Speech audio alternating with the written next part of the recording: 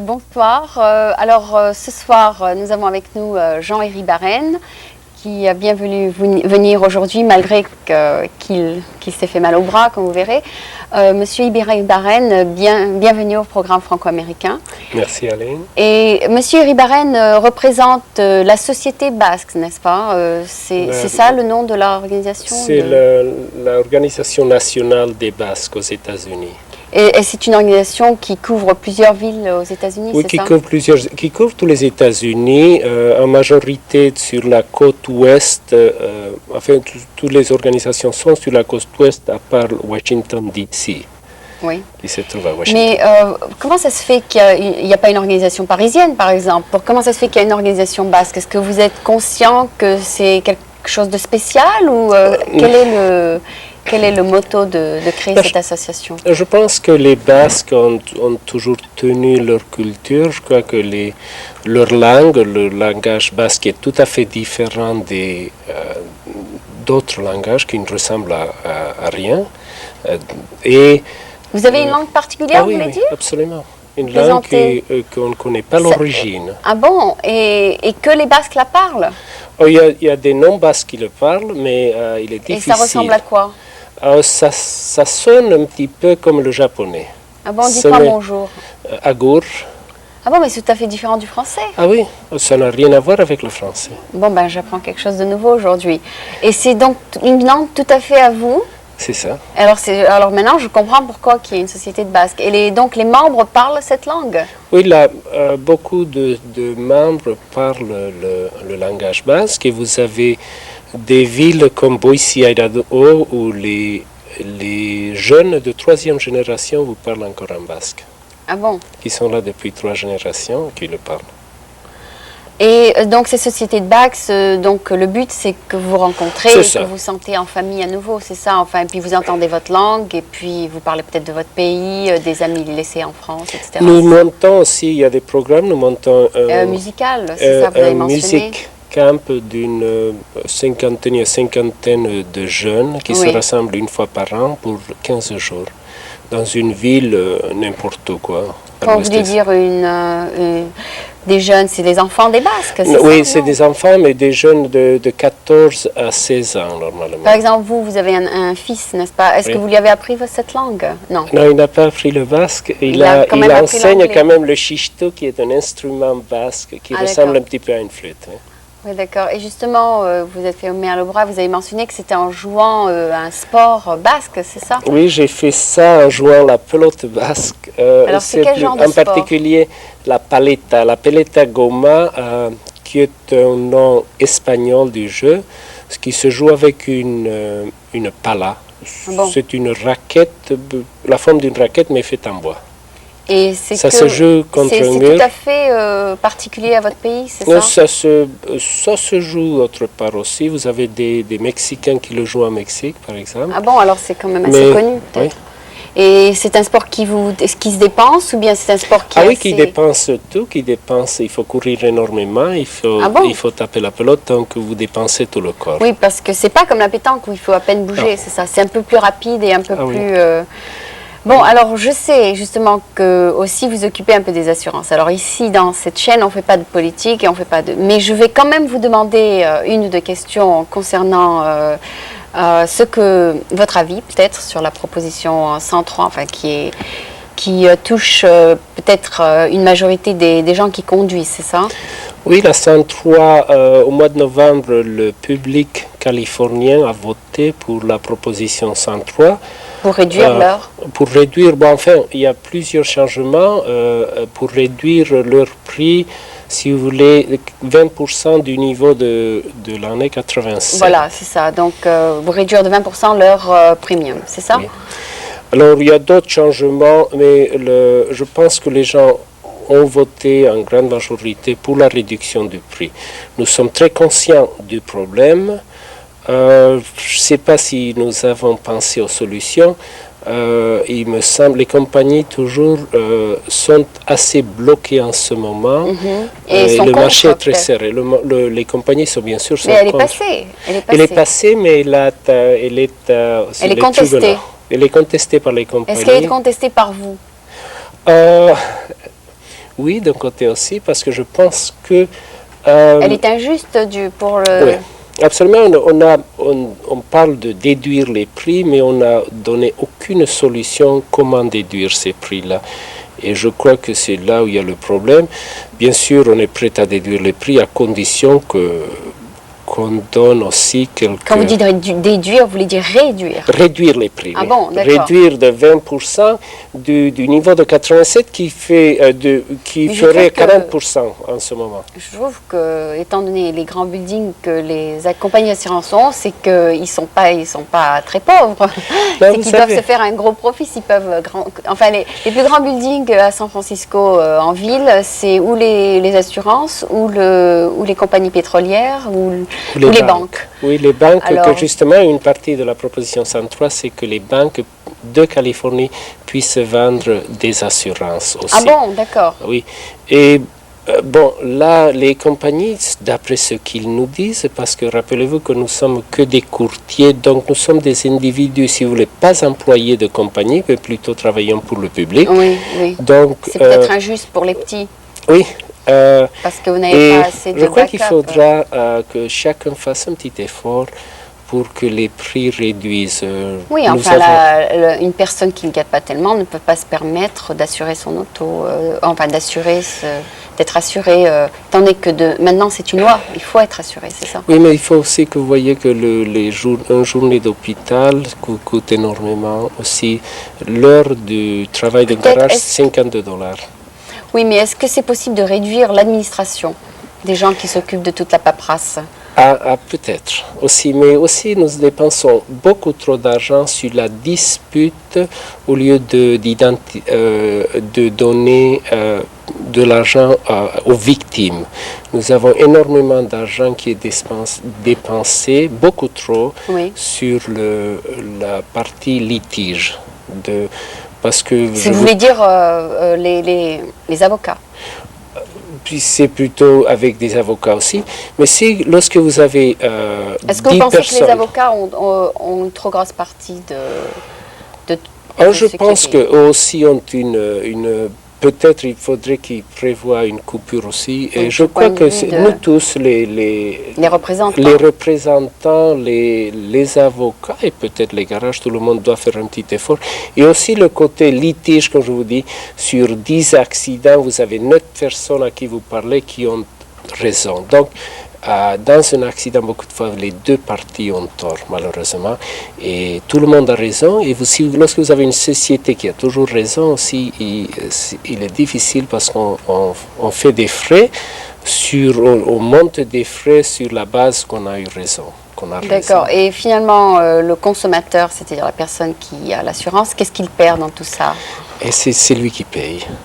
Non, mais au lieu, c'est-à-dire s'il paye 20% de moins, qu'est-ce qu'il a perdu dans tout ça? Il a perdu Oui, mais il faut que vous avez aussi une cinquantaine de compagnies d'assurance qui ont fait faillite l'année dernière. À cause de ça? Non, pas à cause de ça, c'est juste à cause qu'ils ont fait faillite sur le marché.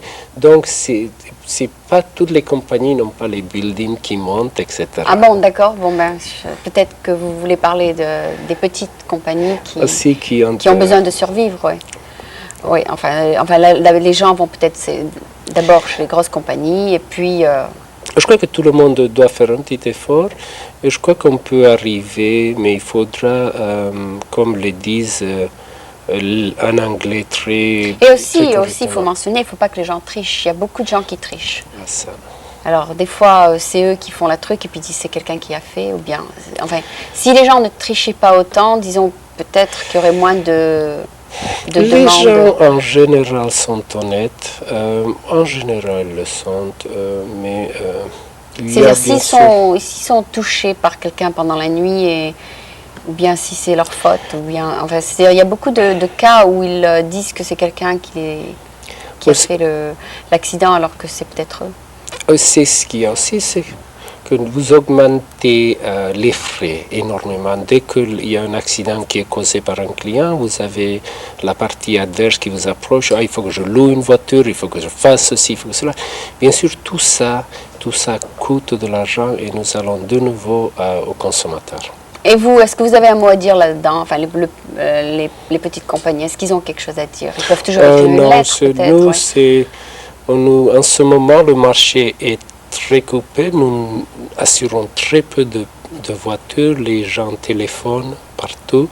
Et le marché est très, très restreint, malheureusement. Vous voulez dire que les gens ne s'assurent, au lieu d'avoir plus d'assurés, il y a moins d'assurés? Non, nous voulons dire qu'il y a beaucoup de gens, beaucoup plus de personnes qui cherchent des assurances et nous avons un marché qui est beaucoup plus limité qu'il l'était il y a 6 mois. Donc, on leur dit carrément, essayez de rester là où vous êtes. On essaye de les... Qu'est-ce qu'ils recherchent? Une meilleure... Ils recherchent des meilleurs prix. Ils recherchent beaucoup de fois des meilleurs prix. Ah oui, et vous leur dites, bon, ben, on ne peut pas vous les donner, c'est ça? Le marché est tellement serré qu'on est obligé de leur dire, on ne peut pas se permettre de leur donner des prix. Ah d'accord, d'accord. Ouais, enfin, je comprends. C'est-à-dire, c'est quand même assez cher, mais pour les gens qui ont de l'argent, c'est pas cher, je pense. Enfin, c'est une question. Pour payer, c'est toujours très cher. Tout est relatif au revenu, c'est ça? Oui. Ok. Bon, ben, et à propos, pour revenir à la truc basque, enfin votre société basque, c'est ça, ça s'appelle la société basque. Est-ce que vous prévoyez quelque chose à l'avenir, enfin proche? Non, nous avons une convention basque à un petit village à Los Panos qui se trouve à 80 000 ou 120 km d'ici. Oui. Le week-end du 20 mai. Est-ce que ça vaut le coup de filmer quoi que ce soit là-dedans? Je crois que ça... Ça vaut le coup de filmer peut-être? Ou même appelez-moi, on pourrait vous faire un petit vidéo. D'accord, je crois que l'année prochaine, nous pensons avoir quelque chose de même plus grand à Boise, dans l'état de l'Idaho. Ça se passera, nous n'avons pas la date exacte, mais vers le 20-25 juillet. Donc, pour être membre, il faut être du Pays Bas, c'est ça? Enfin, il faut plus ou moins... Non, mais le public est invité à ces événements. Ah bon, d'accord. Ah oui. Même les non-membres. Ah, mais bien sûr. Ah oui, tous les Français, quoi. Voilà. Enfin tous les Français américains, n'importe qui. C'est la bonne et leurs fête. épouses et leurs enfants, etc. C'est donc un get-together où vous amusez bien pendant 2 jours, 3 jours? 2 jours normalement, 2 jours, ça dépend. Bon, ici, je pense qu'ils feront une fête de 3 jours. Ok.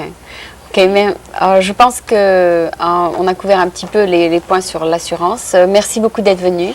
Merci. Et donc c'était Jean Iribarren qui s'occupe, qui s'occupe des assurances à San Francisco et donc qui assiste beaucoup les Français ici et les Américains. Et aussi qui est membre, n'est-ce pas, ou directeur, un des directeurs de la Société Basque, c'est ça? C'est ça, je suis le président. Merci beaucoup d'être venu. Merci. Voilà. Non, vous ne levez pas encore. Attendez une minute. Voilà.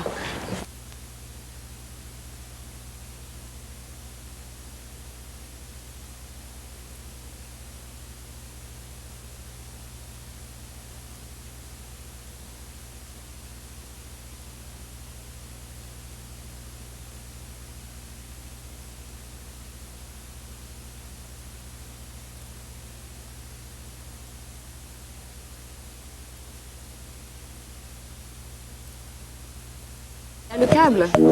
Bon, alors je vous envoie. Oui. 2 musicians and 2 people reading poetry? Yes. Thank you. Ok, merci beaucoup.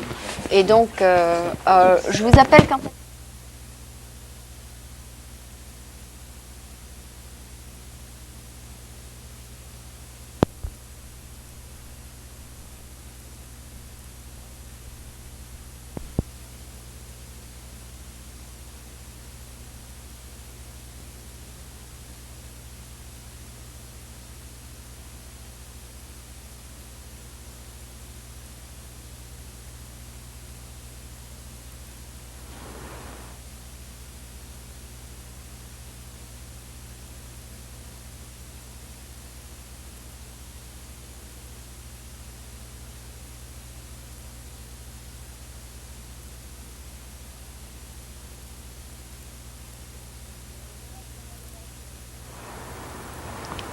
Okay, we have now with us David Barnett, who is the director, is that? Music director. Music director of the No Oratorio Society. Right. Is it of San Francisco? We're of San Francisco. Of San yes. Francisco.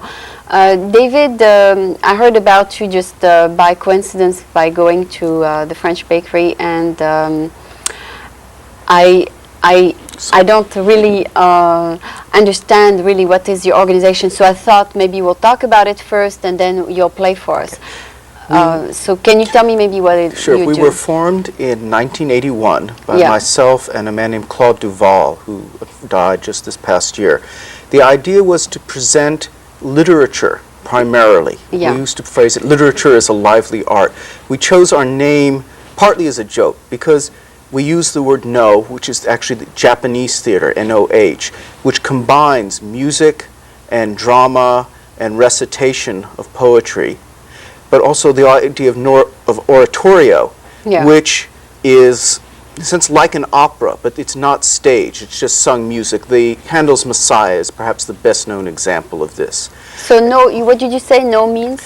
No is Japanese theater, which combines theater Okay. with motion and dance and recitation and music. Okay. And what we were trying to do was present literature from Yes. many different periods and combine this with music.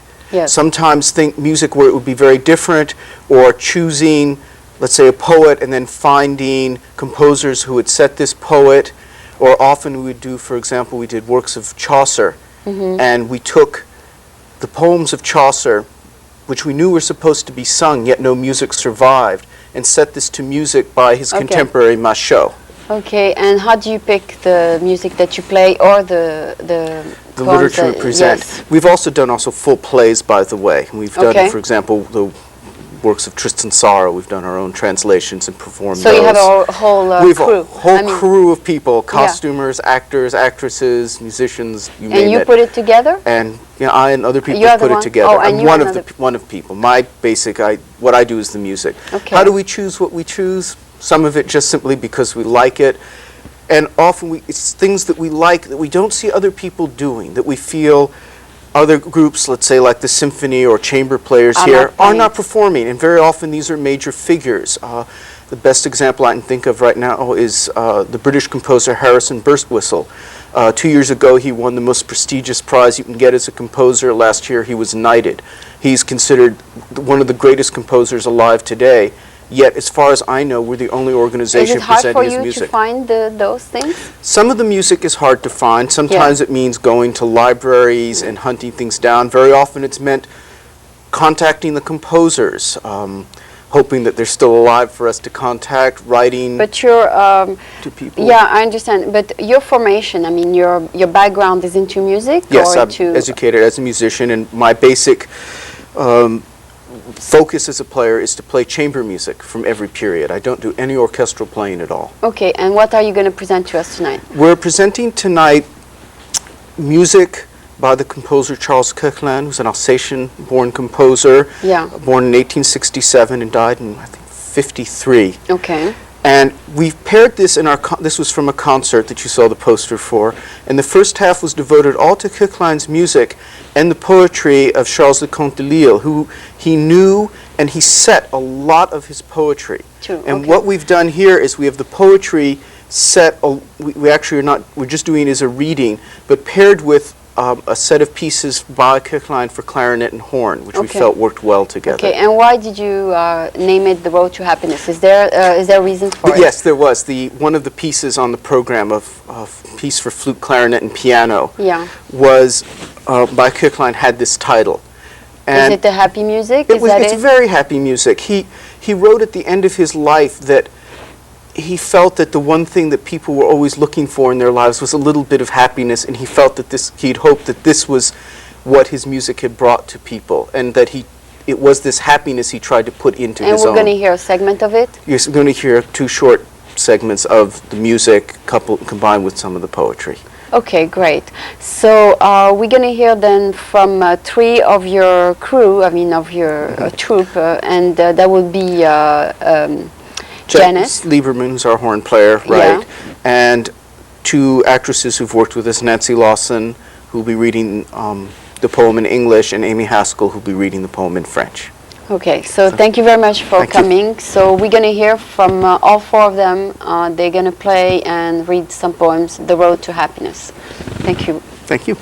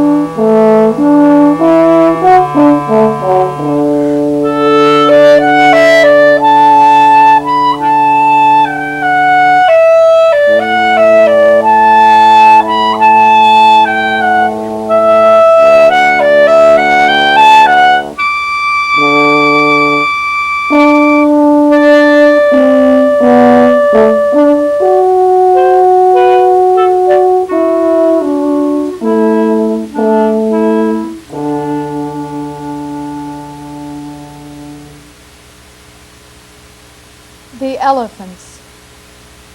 The red sands like a boundless sea, aflame, silent, sinking into its bed. A motionless wave fills the horizon with its copper mists where men dwell. No life, no sound. All the lions, gorged, sleep deep in their dens 100 leagues away, and the giraffe drinks in blue springs below, under the well-known date palms of the panthers. A bird passes, whipping with its wing the heavy air where a huge sun revolves. Now and then a python, warmed through as it sleeps, uncoils its back with its luminous scales. Thus space, aflame, burns under clear skies. And while everything sleeps in the dismal solitudes, the wrinkled elephants, rugged, slow travelers, cross the deserts back to where they were born. Like brown masses from a point on the horizon, they come, raising the dust, and you see, since they don't waver from the straightest path, the sand dunes crumble under their large, certain step. The one in front is an ancient chief. His body is cracked like a tree trunk gnawed and undermined by time. His head is like a rock, and the curve of his back arches mightily at his least exertions. Never picking up speed or slowing down, he guides his dusty companions to their certain goal, and hollowing out a furrow in the sand behind them, the massive pilgrims follow their patriarch. The ears fanned out, trunks between their tusks, they walk, their eyes closed. Their bellies throb and smoke, and their sweat ascends like a mist in the blazing air, and 1,000 eager insects hum around them. But what do they matter? Thirst and the greedy fly, and the sun which bakes the dark folds of their backs. As they walk, they dream of the land they have left behind, the forests of fig trees where their race found shelter. They will see again the river which runs down from the great mountains, where the giant hippopotamus bellows as he swims, and where they trample, the reeds go down to drink, white in the moonlight and casting their shadows. Thus, slowly and filled with courage, they pass by like a black line along the endless sand, and the desert regains its immobility when the heavy travelers vanish on the horizon.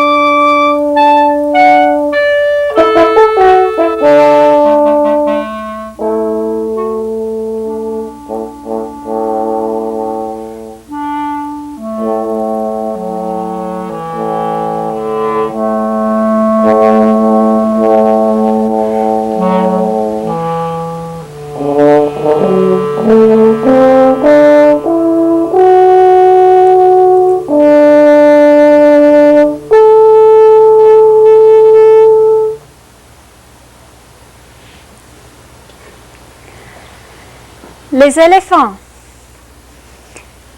Le sable rouge est comme une mer sans limite et qui flambe, muette, affaissée en son lit. Une ondulation immobile remplit l'horizon aux vapeurs de cuivre où l'homme habite. Nulle vie et nul bruit. Tous les lions repus dorment au fond de l'antre, éloignés de 100 lieues. Et la girafe boit dans les fontaines bleues, là-bas, sous les dattières des panthères connues. Pas un oiseau ne passe en fouettant de son aile l'air épais où circule un immense soleil. Parfois, quelque boa, chauffé dans son sommeil, fait onduler son dos dont l'écaille étincelle. Tel espace enflammé brûle sous les cieux clairs, mais tandis que tout dort aux mornes solitudes, les éléphants rugeux, voyageurs lents et rudes, vont au pays natal à travers les déserts. D'un point de l'horizon, comme des masses brunes, ils viennent, soulevant la poussière, et l'on voit, pour ne point dévier du chemin le plus droit, sous leurs pieds larges et sûrs, crouler au loin les dunes. Celui qui tient la tête est un vieux chef. Son corps est gercé comme un tronc que le temps ronge et mine.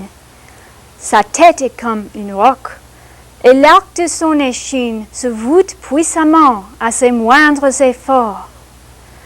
Sans ralentir jamais et sans hâter sa marche, il guide au but certain ses compagnons poudreux, et creusant par derrière un sillon sablonneux, les pèlerins massifs suivent leur patriarche.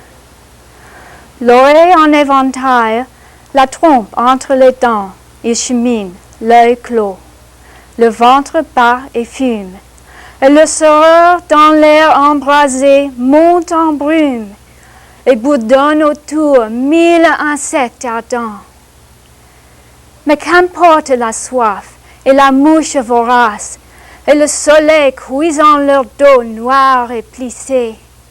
Ils rêvent en marchant du pays délaissé, des forêts de figuiers où s'abrita leur race. Ils reverront le fleuve échappé des grands monts, où nage en mugissant l'hippopotame énorme, ou blanchis par la lune et projetant leur forme, ils descendaient pour boire en écrasant les joncs. Aussi, plein de courage et de lenteur, ils passent, comme une ligne noire, au sable illimité. Et le désert reprend son immobilité quand les lourds voyageurs à l'horizon s'effacent.